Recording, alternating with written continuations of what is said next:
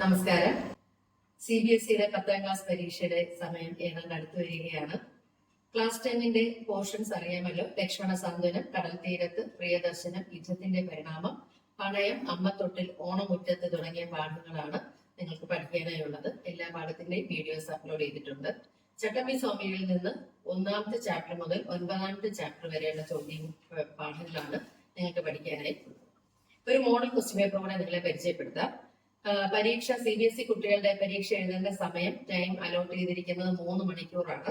Maximum mark 80 മാർക്കാണ്. അനുവദിച്ച സമയം 3 മണിക്കൂർ, മാർക്ക് 80.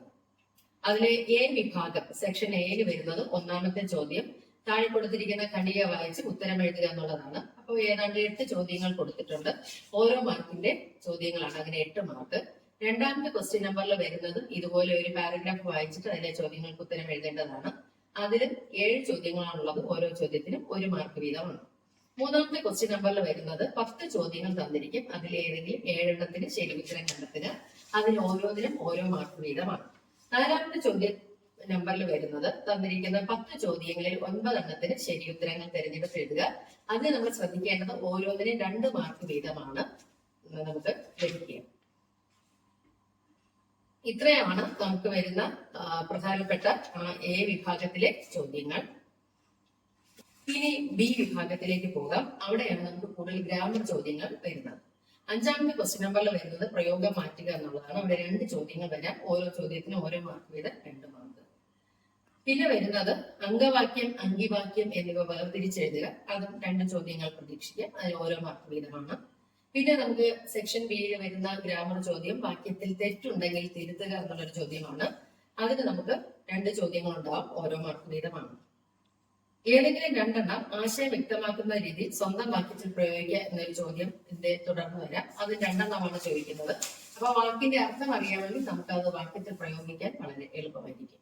6ാമത്തെ ക്വസ്റ്റ്യൻ നമ്പറിൽ വരുന്നത് താഴെ കൊടുത്തിരിക്കുന്ന ഏതെങ്കിലും ഒരു വിഷയത്തെ കുറിച്ച് ഒന്നരപ്പുറത്തിൽ കവിയാതെ ഉപന്യസിക്കുക. അങ്ങനെ 2 ഓപ്ഷൻസ് കാണും. അതിൽ ഇഷ്ടമുള്ളത് നമുക്ക് അറിയാവുന്നത്, ഏറ്റവും നന്നായിട്ട് നമുക്ക് അറിയാവുന്നതെന്ന് ഒന്നരപ്പുറത്തിൽ കവിയാതെ ഉപന്യസിക്കുക. അപ്പൊ ഒരു പേജും എഴുതി അടുത്ത ഒരു പേജിന്റെ ഹാഫ് പേജും കൂടെ എഴുതുന്നതാണ് ഒന്നരപ്പുറം.